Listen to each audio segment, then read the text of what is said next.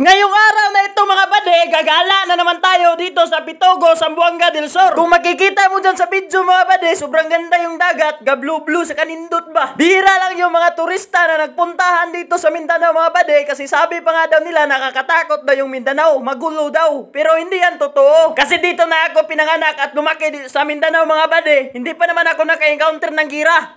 Gubat noon, unsa day mo. Kaya wag kayo maniniwala sa mga istorya-istorya mga bade. Mas maganda kayo mismo yung makapunta dito sa lugar namin kung gaano kaganda yung Mindanao. Last na laag ko dito mga bade nung nag-aral pa ako ng college, kasama ko yung mga classmate ko. Nag-cutting classes kami mga bade kasi sabi pa ng mga tropa ko wala daw tarong klase, kaya laag naunsa. Punta kami dito, nakamotor kami lahat. At pagdating namin dito mga bade, 20 yung entrance at nakarating pa kami dyan sa may bandang Kitao. Mababaw lang yan mga bade. Tagaliog!